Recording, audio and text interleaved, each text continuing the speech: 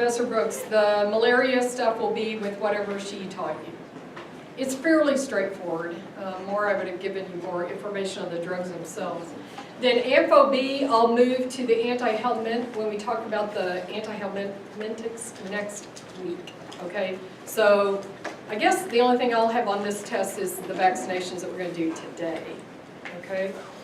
Let's see, I've had some questions sent to me about the prescriptions. One question, I can't remember the other one, but one of them was about how do you know when a drug is a controlled substance? Have we never talked about that? Guess not. Okay, so controlled substances, there's 5 levels, right? You're not going to ever use one. Heroin is like 1.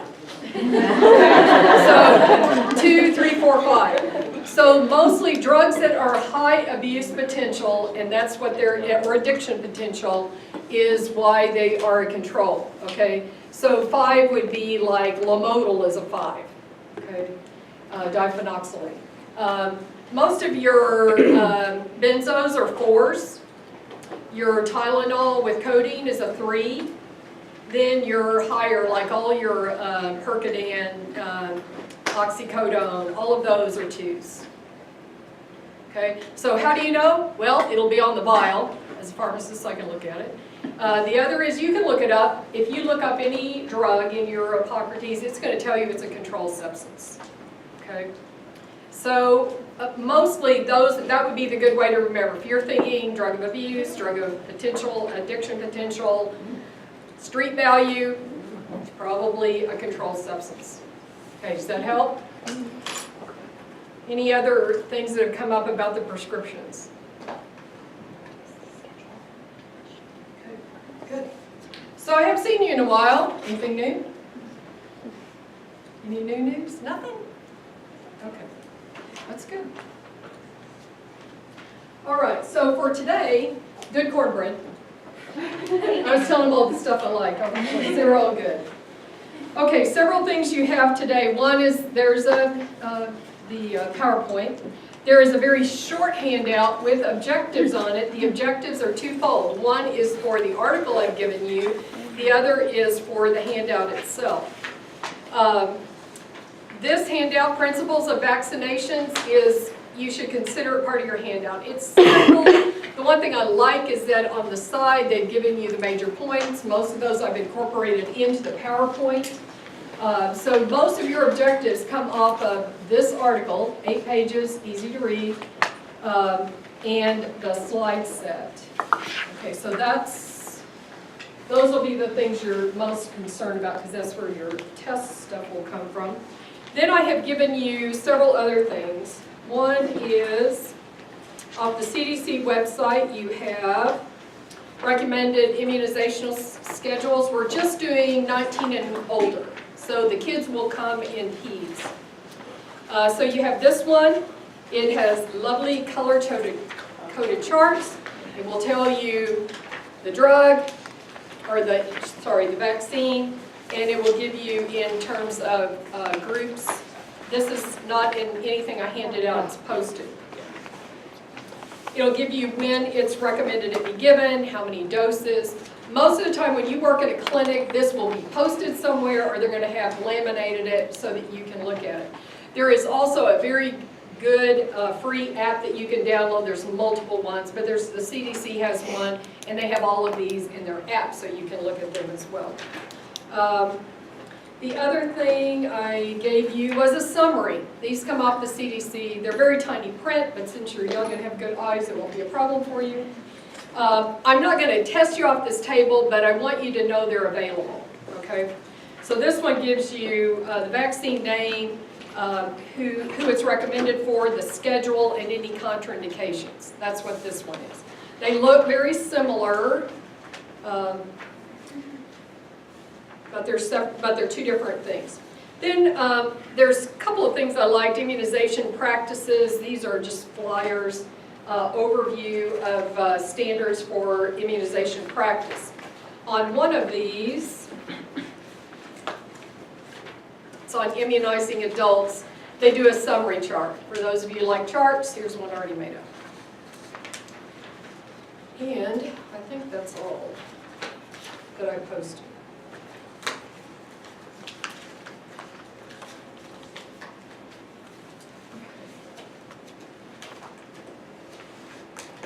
All right, so I saw some of Robin Paulk's stuff, so I may overlap, and some of what I do here, first off, will be review. So tell me about what you know for vaccinations for adults. Did you all know that adults had to be vaccinated? Outside flu, how many of you have had your flu shot? A few. Get it done by the end of the month. Okay, you know where to go? Are they doing them on campus? Can we have a flu shot practice class? They should. Any insurance should cover When we the, went to the clinic, they didn't cover it, they didn't pay for it with our insurance, right, Kendall? Because then they charge you like $100 for your meningitis vaccine. Oh, yeah. oh, but I'm talking about flu. Yeah. Flu. Did they take, Walk-ins are they, But that's like- always free, and if they're not, let me know, I can get lots of free coupons. I think Amber called the clinic the other day and they said that it's not free to students, but it should be covered by your insurance. the flu vaccine? It's only like $35. Well, you shouldn't have to pay. I think they put together a certain time. Listen. At OCU, I think they put together a certain time, like a week or a day or something, where students can go to the clinic and they'll get their vaccines at OCU, but it's not all the time.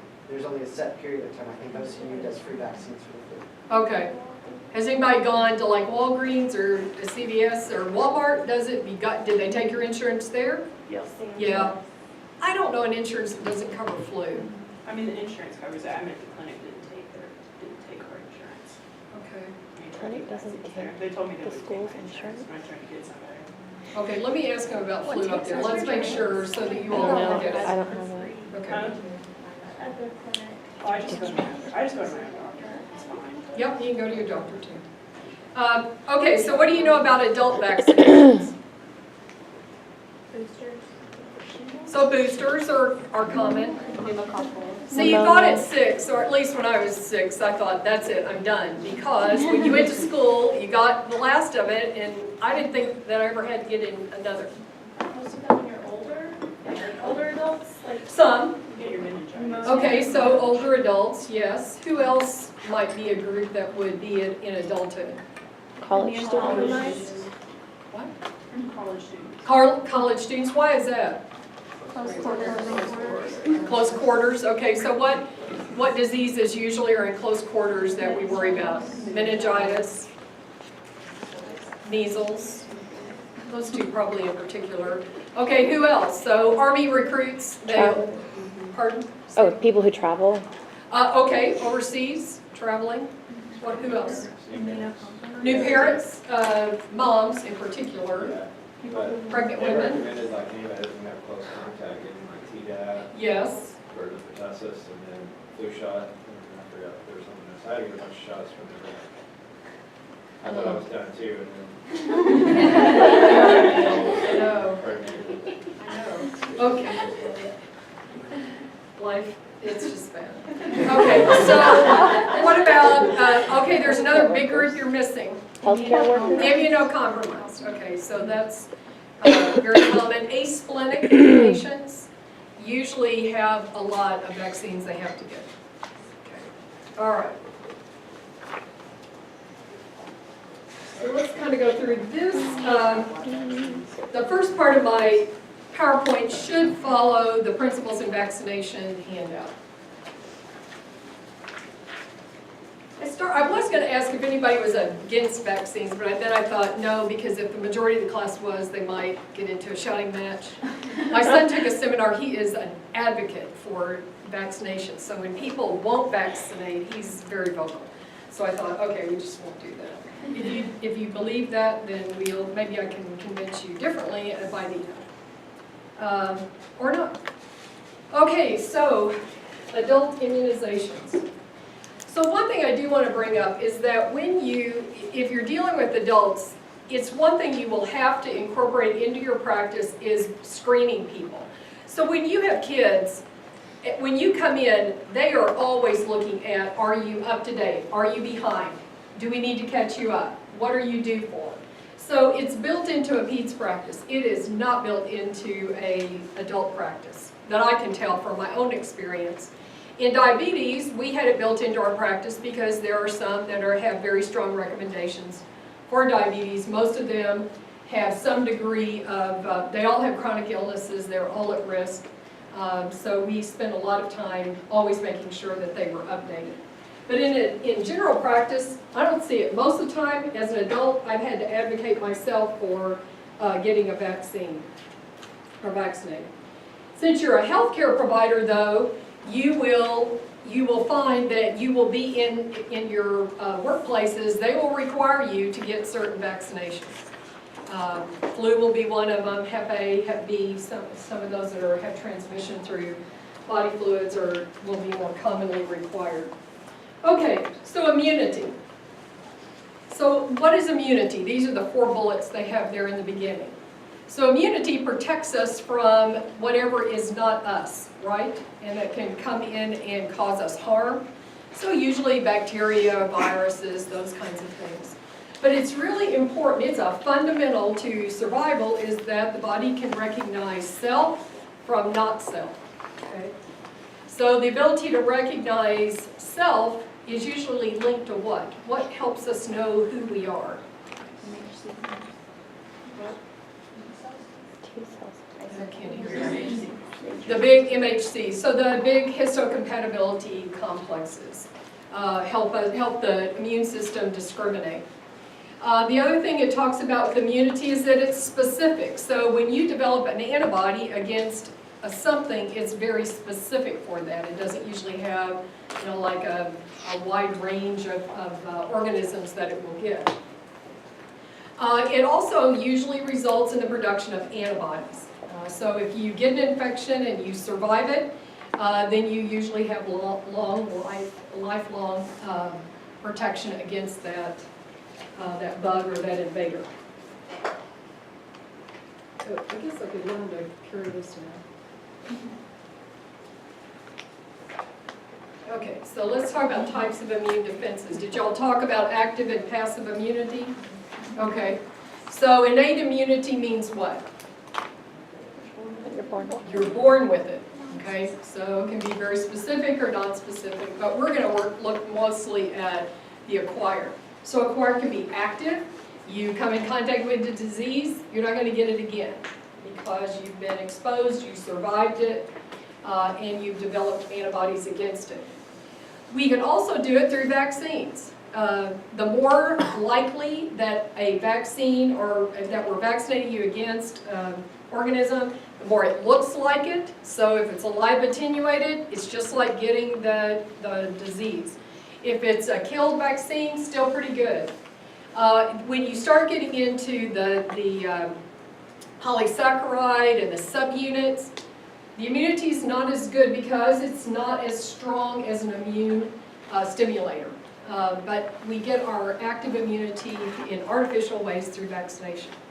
So passive, the classic example of passive immunity is what the mother transfers to the baby, usually in the last couple of months before they're born or during breastfeeding. The last is not very common, it's artificial, so gamma globulins, giving people immunotherapy, that would be a much less common way, but it is a way you can also get pools of antibodies from people who've had the disease or very specific ones for the disease. Questions about those? Familiar with all that? Okay. So let's look a little bit more based on going down through the handout. Active versus passive, probably most of it's already done. Active immunity, again, natural is going to be the strongest. Produced by one's own system, very strong protection, lasts for years. So usually if you have had an infection and you survived it and you produced antibodies, you usually have that for life. You'll see that when we get to the different vaccines, is that doesn't always happen. So if we don't use a live attenuated vaccine, we will have to give boosters. You all talked about that. Or we can't give it to children under 2 because their immune system will not recognize it nor respond to it. So we've done some things with vaccines to make them more likely for the immune system to recognize them and produce antibodies. The passive protection is from a product. So I guess we can look at the mom as a product or a producer, and then artificial means through blood donors of antibodies. So it's a transferred immunity. somebody else produced it, now you're receiving it. It's very effective, but it's shorter lived, okay, declines over time.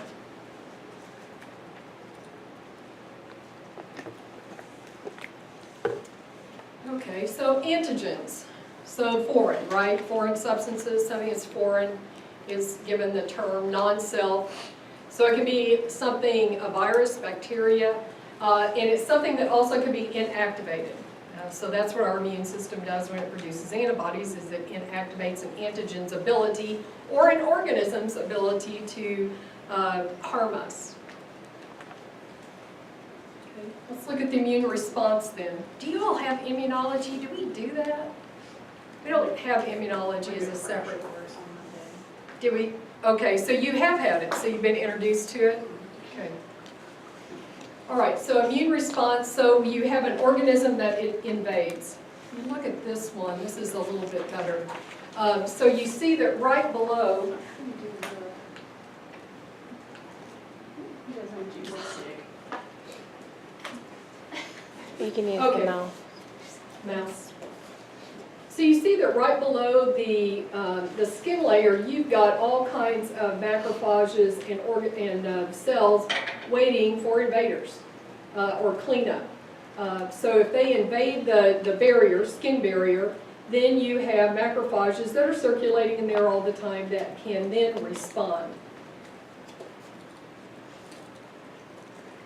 The other thing you have, so that purple and yellow, it's not LSU, it's a white blood cell with like a staff.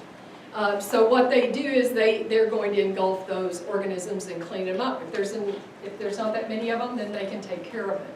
You also have these toll-like receptors. We've seen these before, but we didn't spend much time talking about them. So they are, I love this little picture of them. They're surveilling all the time anything that's coming into contact with cells, and they have the ability to detect what is non-self. Okay. Those receptors do. So they're one of the first defenses against an antigen or antigenic material starting to invade our cells.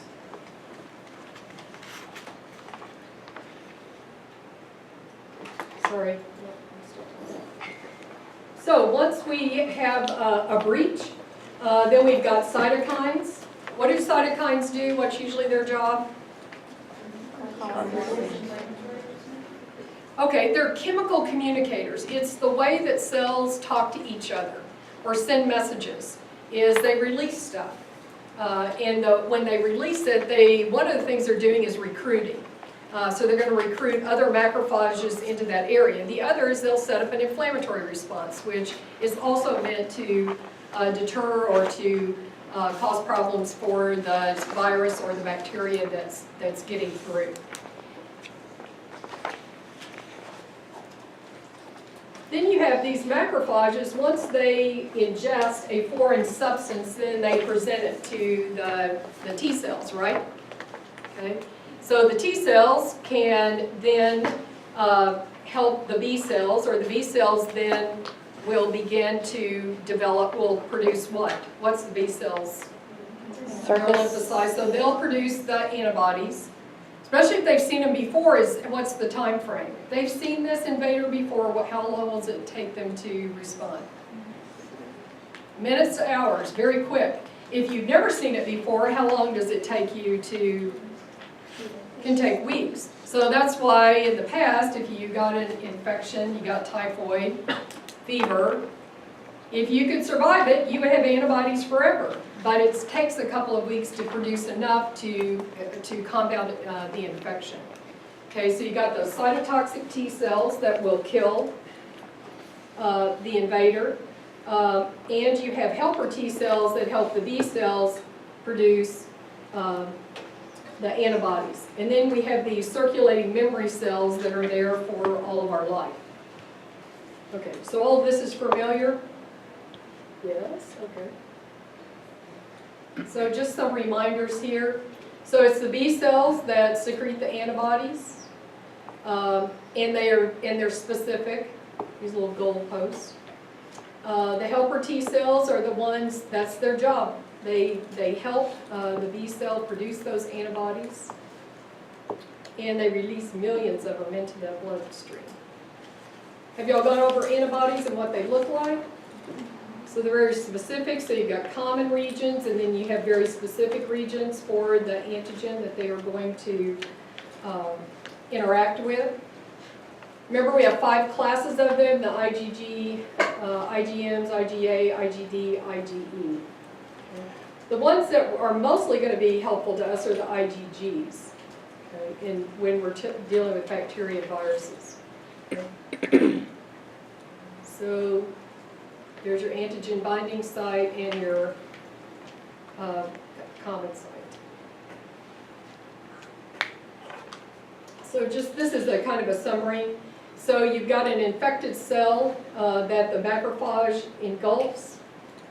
That produces a conformational change on that macrophage that then recruits or attracts those T cells. The T cells reproduce. They also have the ability then to recognize other cells that are infected and to latch onto them. Complement also helps in here, and eventually we end up with a dead cell. There's another, this is just another way to look at it. Again, this brings in the memory cells and the helper T cells. Memory cells reproduce, produce more antibodies, and then we've also got a proliferation of those killer T cells. Infected cells are noted and dead. I just liked all these pictures, so I kept putting them in. This one I really like. It's very, it's all inclusive. From the ingestion of the microbe, this self protein dissociates from the microbial or the non-self, and you get these complex of self, non-self complexes developed. That helps that helper T cell interact or come to the rescue and help in the proliferation of cytotoxic T cells, cell-mediated immunity, and then humoral immunity being the antibodies. So this is important because we stimulate this same process when we vaccinate someone. Okay, I think we talked about that. Yep. Okay, so then there's also a discussion here about monoclonal antibodies. We've come into contact with these several different times, especially with our autoimmune diseases, like with rheumatoid arthritis and Crohn's disease, and in ulcerative colitis, we talked about these. We're in a little bit about them. You see them in cancer. We use them in transplant rejection and treating autoimmune diseases. So in the beginning, we used the mouse as a way to help us form these antibodies. So we would inject them with an antigen, and then we would get these antibody-forming cells that we could harvest. We would fuse them with a myeloid cell that was a forever cell, an immortal cell. And we got this hybridoma that would live forever and produce antibodies forever. So then we could harvest those monoclonal antibodies and we could inject them into people and help them have immunity or fight whatever disease we were trying to treat, or attach to a cancer and destroy it. There's different kinds of monoclonal antibodies. They started out with the mouse, those are the murine. But what happened is, in infliximab, Remicade, that we talked about for both, what did we just do? Ulcerative colitis and Crohn's. So those, as they figured out that these mouse monoclonal antibodies produced too many antibodies. The body treated them as an antigen and produced antibodies against them. So within a few short period of time of using them, the body would neutralize them. So we see this with the older immunosuppressants or the monoclonal antibodies like infliximab. So what they did is they started trying to make them look more like human. So we get these chimeric. This was kind of the first transformation of these antibodies from mouse to more human-like. So this is where infliximab fits. Then we have humanized, and then we have fully human. So you can see this little cartoon shows you they're becoming more and more human-like, but if they retain some of that mouse DNA or protein, they still can produce antibodies. So this is why Humira, which is a fully human monoclonal antibody, doesn't produce, it's rare that it will produce neutralizing antibodies against it. Okay? So that's kind of where we are. And so you see the potential for immunogenicity goes way down. From here with the mouse, 100%, very high, down to very low with the fully human. Isn't that interesting? This is just free. You didn't have to pay for that one. Okay, and the other thing, if you look under here, just like with, I think these guys must have had trouble in school because they're very merciful to all of us in that they make the name, the end of the name will always tell you. Okay, so if you look at UMAB is the human, Zumab is the humanized, and Murine or MOMAB. We haven't talked about any that are murine. We just don't use them very much anymore. But we do have chimeric. Questions about those?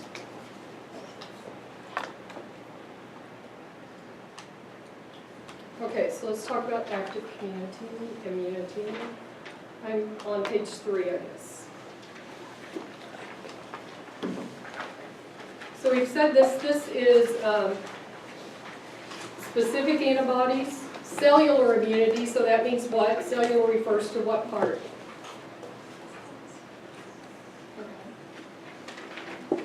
Humoral produces the antibodies. Cellular immunity is the T cells, killer T cells, the memory cells, the helper cells. Those are cellular immunity. There's the sense of, another is, we talked about lifelong immunity, but there's also that immunologic memory. So keep that in mind, or immune memory it's called, that the immune system can remember. That's what gives you that lifelong immunity, and we can do that with vaccines. Some vaccines are very good about producing an immune memory. So it's either you recovered from infectious disease or you've been vaccinated. So I got ahead of myself. So vaccinations can produce active immunity. They produce antibodies. They develop an immunologic memory for the person. No risk of disease. So that's really important because your patients will tell you that when you gave me that vaccine, I got the disease. Okay? Unless they're immunocompromised and it's a live attenuated, they cannot get the disease. You will hear it out of the flu vaccine till you will want to scream. You cannot get the flu from a flu vaccine. It's an inactivated virus. It is dead. It's only part of it. There's no way to get it. Now, you may not feel good, and you may have, or you may have been exposed. You got the flu, and it was just a coincidence that you also were vaccinated around the same time. Okay? You cannot. I can't tell you how many times I say that out of my mouth every flu season. But patients won't believe you, but you should keep saying it. No risk of disease. So that's the beauty of it. We can get you to produce antibodies against a disease and you never had to have it. That's a huge step. That's why a lot of us are around these days, because we survived childhood diseases, because that used to kill a lot of kids. Okay, classifications of vaccines. This one's important. Each vaccine we go through, I will ask you to know what they are. It's one of your objectives. You should know if it's live attenuated, inactivated, a fractionated, polysaccharide, or a conjugated vaccine. Okay. So here we go. So the big ones are live attenuated, most potent because it's a very weakened virus, and it's going to produce the same result as if they had disease. Inactivated, we've got whole cell, fractional subunit. In the subunits, there's pure polysaccharide. Those are the first. And then we figured out we could do it better if we conjugated them. We have recombinant vaccines, which are recombinant DNA. We use another organism to work for us, produce the antibodies, we harvest it. Yay. Toxoids. We have a few toxoids. Okay, so live attenuated. So these are a weakened form of the wild virus. So wild virus means that's what occurs in the field, okay? So outside, in the community, full force, most strong, most potent. Okay, so they take that and then they culture it over a period of years until they get a weakened virus that will produce antibodies but not produce disease. So I think it's in that article, it says that the measles virus was taken from a child in 1954, and it took them 10 years to culture it down to the point where they had a virus that they could then develop into use as a live attenuated. That's patience. It must replicate, so it has to, it's going to, once it gets into the body, it will replicate. And the immune response is virtually identical to the natural, so that's good. Usually it's one dose, so that's another way to remember it. If you know it's a one dose, usually you can get it. A second dose is only meant to give very high immunity. So we get great with one, we get outstanding with two. So these can have the more severe reactions that people will have. They usually don't get the disease though. Let's say they were introduced to the disease at a subclinical level, they didn't show signs of infection, but they had it. They may have circulating antibodies that when this virus is introduced, it'll kill it, and you won't get a response. So that's possible. These are fragile because they're living organisms, so they have to be stored well. If you're working in a system, then there is somebody who's in charge of those vaccines. One is they're very expensive. You don't want them to walk out. You don't want to lose them because they're of the expense. So usually they're going to have their own refrigerator. For us, we always had to have a thermometer. We had to log. We had to show that and we had to have a thermometer that had an alarm on it that would tell us and read out for us every day what the temperature was. Some, if you fall too far below or outside the bounds, you have to toss it. So very important that those are stored well. So here are the current ones. You must know these. These are the live attenuated. Measles, mumps, rubella, they come together, MMR. Varicella zoster, the chickenpox vaccine. Yellow fever, don't see that very much unless you're going overseas. Rotavirus, and the intranasal influenza, which really isn't being used right now. Okay. Questions about those?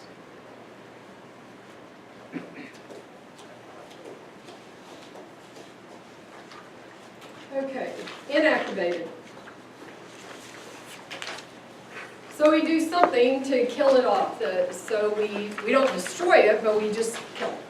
So heat, chemicals, not live, can't replicate, cannot cause disease, even in an immunocompromised person. So you'll see that different. Live attenuated, you don't give to somebody who's immunocompromised because they could get very sick.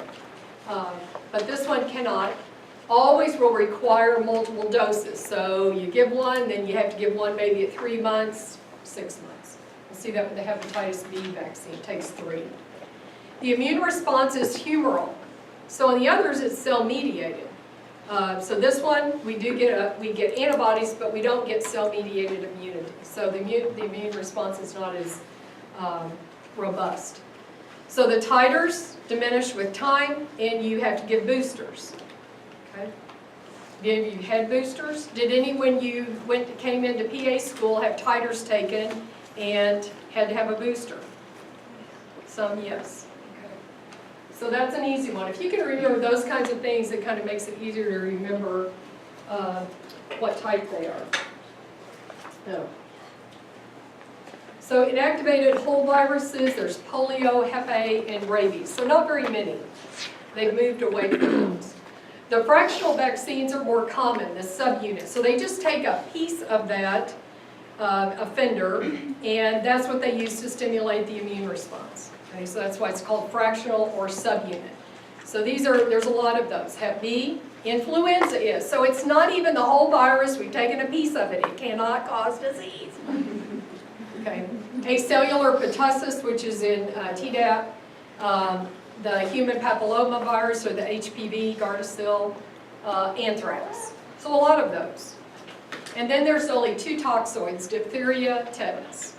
So Tdap is a subunit of the pertussis, and the toxoids, diphtheria and tetanus. I don't know why I keep seeing, I'm so trained, I'm going to learn something new. Okay, polysaccharides. So, gram-negative organisms have this great cell wall that protects them, and it's made up of polysaccharides. So we can take, it's gram-positive. So we can take that, part of that cell wall, and we can present it to the immune system, and it'll make antibodies against it. It'll recognize it as something not good. Those vaccines, pneumococcal disease, meningococcal, and salmonella. They stimulate B cells, but they don't use the helper T cells. So that's a failing. Anytime you don't engage the whole immune system, you don't get as good of a response. Children under 2 will not respond, so we don't give them to them, the polysaccharide vaccines. Antibody has less functional activity because we've just used a piece of the pie. But it does improve with a process called conjugation. So now we have conjugated polysaccharide vaccines. And those we can give to kids, and we can get a bigger immune response. So this combines the polysaccharide with the protein. So you got 2 things, the immune system goes, wow, got it. So it evokes a T cell dependent response. Great, that's even better. Okay. So this one we can give to kids, their immune system will recognize it and respond. It does respond to booster doses over time. So here we have the Haemophilus influenza or Hib, the pneumococcal, and the meningococcal. Okay, got it?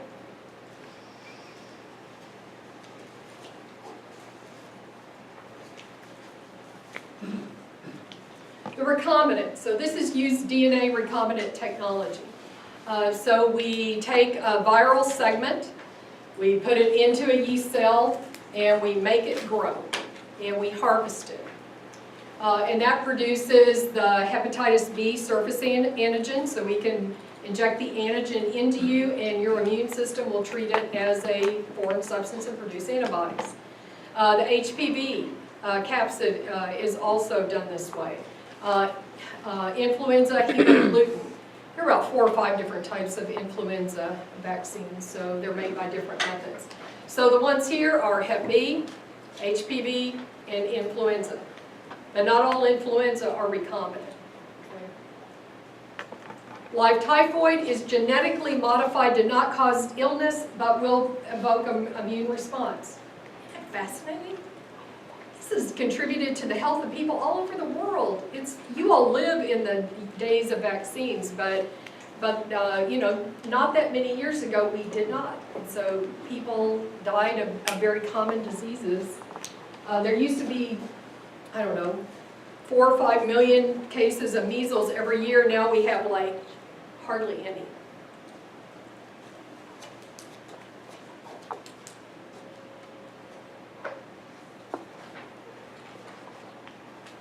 Oh, I wanted to do this. This is in your handout, but for people who don't like vaccines.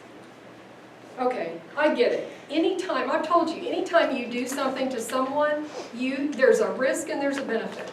There is not a drug you can take that there is not a risk incurred. Every time. I don't care if they're over the counter or not, it is always risk. Benefit versus risk. Benefit's always high, risk low, perfect. It's the same with vaccines. So in this one, what it's showing you is that here you have, not, in the blue, they are not immunized, but they're healthy. Yellow, we don't have any there, but red are not immunized, but they're sick and contagious. So if you put the sick and contagious in a group of non-immunized but healthy people, look what happens. Most of them get sick, right? A few will have a very low response and they may not get sick, but the majority of people will get sick. Here you have not immunized, healthy. Here you have, the yellow are the immunized, healthy. You put the non-immunized, sick and contagious with them, what happens? The immunized people stay healthy. You have a few non-immunized who will stay healthy. What happens to the majority of people? They're sick. Here's when you have immunized and healthy. You have a few that are not immunized but healthy, and you have contagious. You put those with it, the population stays healthy. Okay, few people may get sick, but the majority are staying good. Okay, so that's why we vaccinate. Here's another reason why we vaccinate. Herd immunity. So in a herd immunity, what happens if you have enough people immunized, we do this every year with flu vaccine, every year. We immunize healthy people that might get exposed to the virus. Okay? So it provides a wall of protection against those who are the most vulnerable in your population. Your elderly, your immunocompromised, your unborn babies. If you have a person who is not immunized, then their ability to infect the most vulnerable is more limited. Okay? So that's why when you tell patients, if I immunize you, then 10 or all the other people you come in contact won't get the disease from you. It's so important. You are raised in a different day and age where people really question whether it's the right thing to do. I'm on the very edge of the time when vaccines came in. So I know, I remember kids that got sick. I remember kids that died. My mother, in her age group, a lot of her friends died of polio. She got polio and only one leg was affected. She did all right. But you're living now in the age of, we've been pretty used to this. We're pretty healthy. Well, guess what? We are some with respect to vaccinations. Are they perfect? No, but they're a whole lot better off than if we just let the disease run rampant. Just preaching. Sorry. So you can tell me, you can voice your opinion. I don't know that you could convince me, but there are other opinions. And there should be, because we don't ever want our vaccination programs to become, to inflict more harm than intended. Yeah. I mean, my kid's all vaccinated, but I was watching a TV show, I mean, it was just a comedy, but they were kind of talking about immunizations on there, and the mother was saying that if you're, instead of doing it like as a baby, if you wait till they're like a child, like 7, 8, that it's safer. Is there any truth to No, that? Okay. no. Nope. Nope. I don't know why they would think. The immune response is no stronger. Then you've got 6 or 7 years. That's when kids usually give it to each other, is during that time. So, not that I know of. What else? What else have you heard? What speaks to you out of not immunizing? Even if you believe in immunizing, what kinds of arguments do people bring up that you think, yeah, that's a good point? Autism. Autism, but no provable link yet, right? Yeah. When I first had Adam, there was it was the first hype of it, I guess. Yeah. And there were a lot of books out, and Jim Carrey was one of the big people Yes. that was against it, him and his wife or girlfriend or whatever. So I had to do a lot of research before I had Adam. I mean, we had everything done on time, but while I was pregnant, I had to read up a lot about it, do a lot of research before I did have him have his immunizations. Okay. Because I was Yeah, really autism worried. is out there, so people Yeah. will bring that up. Correct. I think it's interesting that, like, the people I know who have autistic kids, my sister's autistic, and the following kids, like, after that autistic child, their immunizing. So like, the parents with autistic kids aren't afraid of it. So I think that's speaking louder than Good the point. fear. Very good, yes. I guess sometimes I'm for vaccines 100%, but there's been some of them, like the HPV per se, is fairly new, so that's made me a little more leery about it. Because I've heard more personal stories of people that, like usually you hear it on the news, but like I've had people I know personally have problems, and it's, like that makes me more leery to be like, okay, I'm gonna wait till they really like, maybe have some trial and error with the vaccine Sure. in the public before I go to get it, but other than that, I'm 100% for like childhood vaccines. Okay, good point. I'll come back to that soon. My aunt is super vaccines, super anti-medication, so I've done lots, and she loves to throw the autism argument around, so I've looked into that a lot, and the closest thing that I could find, and I've tried to find that article since PA school started, and now that I know how to evaluate articles better, but there was some research that was pointing to looking at more so saying how, because obviously a vaccination generates an immune response, and when you have that immune response, then you generate different gene expression. So in someone who already has an underlying genetic predisposition to that kind of disease, then a vaccination could trigger like an onset of increase of symptoms or something like that, but so could getting the flu or getting polio or something along those lines.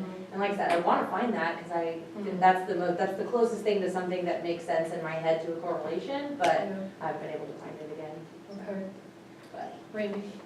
I know that when I was younger, kind of like what JC was talking about, I remember when the HPV vaccine started to come out, and I don't remember how old I was, I feel like I was in middle school or something, and my mom was like, I was getting ready to go get a physical, and she's like, you want to do this, like get some vaccines, and I hated needles, so I was like, well, I don't want to, but should I? And we talked about it, and like, I wasn't sexually active or anything, so I'm like, well, I don't see why I want to do this, and then after that, she was telling me, and she's a nurse, and so she's like always trying to do research, and this was a new vaccine, she was really interested in. She was hearing a lot of reports about different things, like what you were saying, just personal accounts of, I don't remember what things she was talking about, because I didn't pay attention, because I didn't have to get the shot, but, and I should. She was just, like, she was leery about it, and she, like, obviously has always made sure that I've been vaccinated, because she's very concerned about that kind of stuff, but she's just like, yeah, with any new vaccine, anytime something new comes out, there's always gonna be a lot of backlash to it, because people are still figuring out how safe it is. Even if they do all these trials beforehand, people are always leery of new things, and then they're looking for like anything that could possibly happen after you get the vaccine. You're like, well, after I got the vaccine, then I got sick, like maybe it was linked to that. So. Okay, good. I'd just like to say they've redone Gardasil in 2014 because of all these stories. That's all. What was the, I don't remember the I think problem. there was a lot. There There was was like- like, I know, a girl at my high school ended up with Guillain-Barré. And Okay. I think that there was just more prevalence of that with that vaccine early on. It seemed like I was hearing lots of paralysis, and I didn't know what Guillain-Barré was at the time, but now I understand like that can happen again because of the flu also. But it can happen with any vaccine. It's not the vaccine's fault, it's your genes. What else? Any other? Let me, I'm sorry, go ahead. Go ahead. and I'll- I had just asked my pediatrician when I brought Casey last time, because I think we had just had somebody talk on autism, and so I just kind of wanted to get what he likes to tell parents. I don't, but he said that there was like two direct things that really kind of caused this uproar in autism. He said the first thing was, he's like, of course, the more that it's like out there in the public, the more people say my child has that. You know, so he's like, before if a child was just a little off, you'd be like, oh, that kid's quirky. And now it's like, oh, now they're autistic, you know. And then he said also if you looked at like research and charts, he said there's like a direct link. He said with the exact number of increase in children that are considered autistic, there's the exact same number going down in who we call like mentally retarded. Because he said parents, you know, that's kind of like a stigma, you don't want your child to be called mentally retarded, so instead they're calling them like a different range of, you know, autism. So he said if you look at the charts, like one number is going up and the exact same number is coming down. So that was kind of interesting. Interesting. I'll come back to you, Flo. Oh, I've just heard people talk about just spreading them out. They think that you shouldn't get them all at the same time or something, but I don't know. I'm sure people. So now what you know of the immune system, does that do you think that makes sense to do that? No, I don't know what their reasoning was, but. Yeah, I just I'm not heard sure. them I say don't- that before. I don't know of any reason from the immune's response to do it, unless they think you're you're exposing them to too many foreign.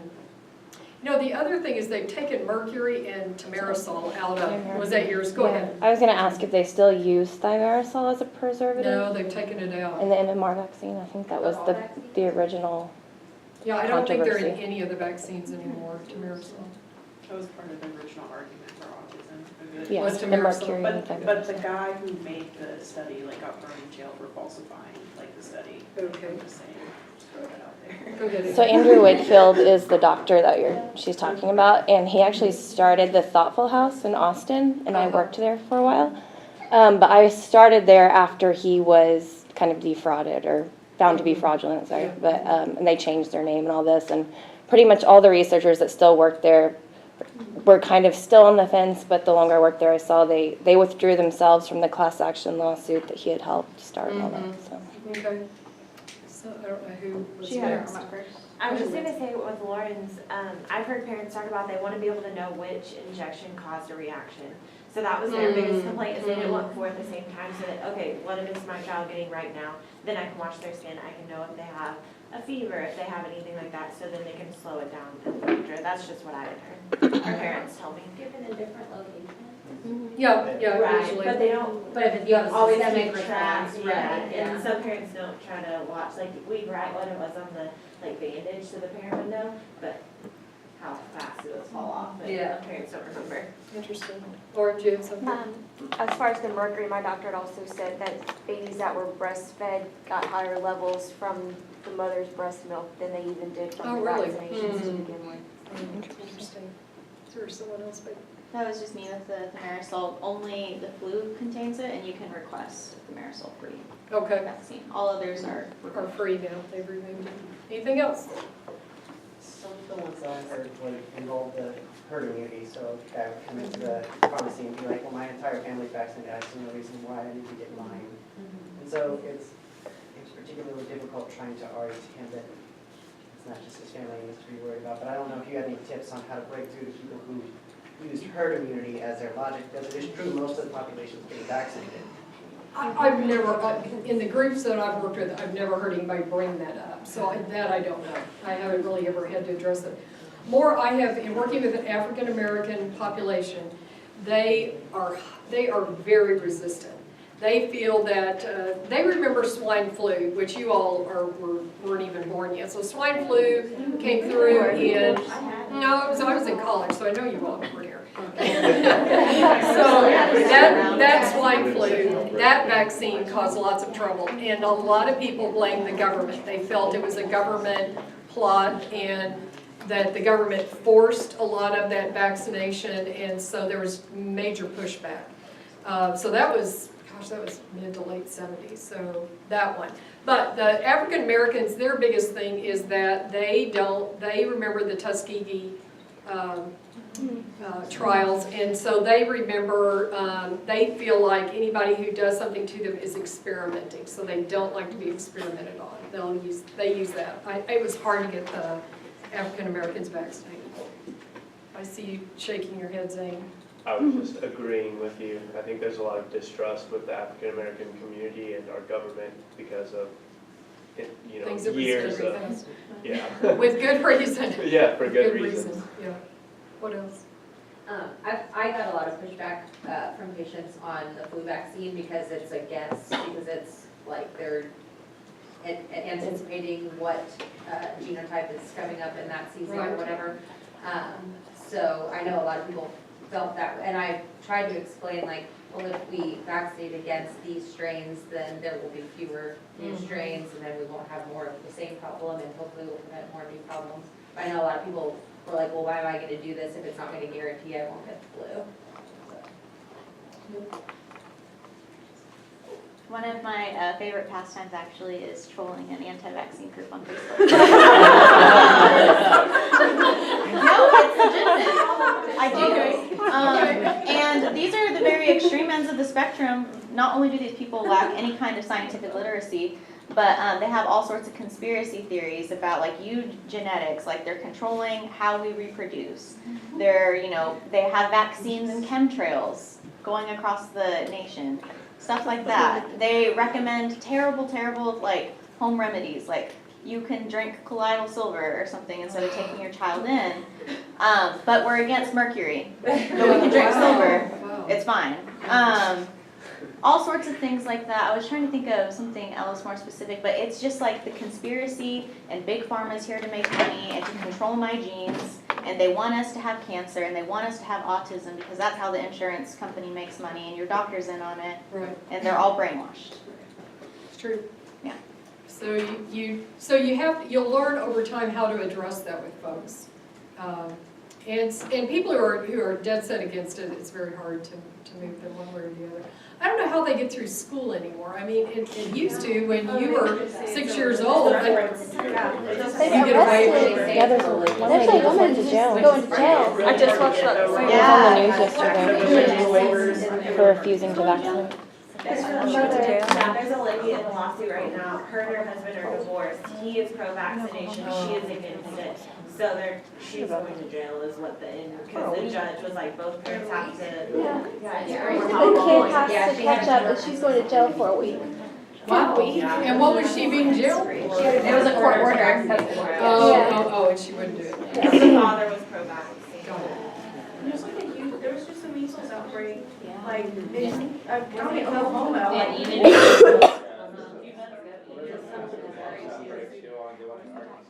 What is it? There's a mumps outbreak that's been going Oh, on. really? I was working on it when I was there before I came to school here, like it was still ongoing, it'll take a while.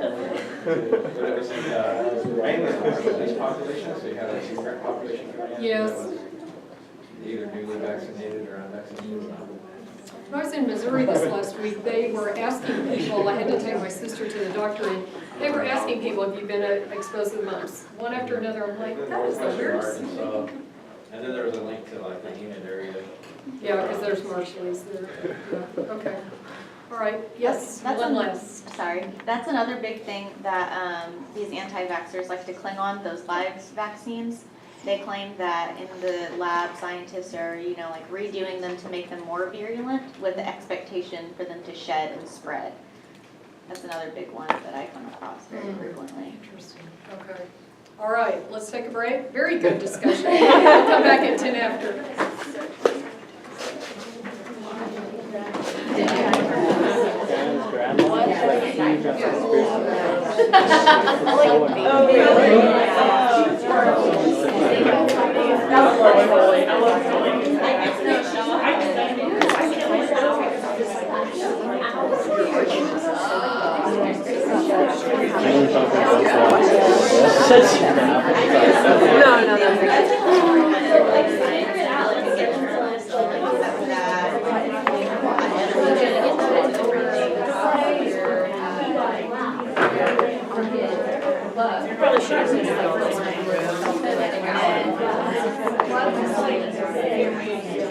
I'm thinking. I'm slowly going to think hard. If you had a flea market, somebody that can very basic guess which one they think is prevalent every year. And I read somewhere that only infections cause 20% of the population or like that. So I was like, why get the flea market that works 20% of the time?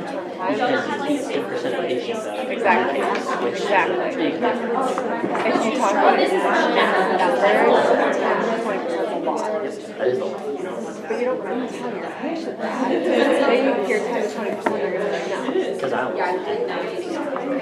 but it's the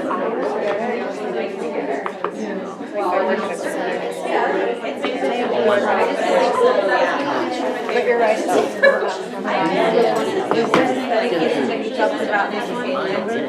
I mean, that was a couple years ago. I want to try this. And just cheers. Look at all coffee. Where are you going? Probably. You're still getting paperwork? Or the people like the freegans and stuff like that, so I get a lot of those. But last week I argued with a girl that had a study Charity. for her master's in neurology. Did you make that the fundamental misunderstanding? And I was like, okay, why don't you go share your information? That other one. See her, I was like, you get disrespect.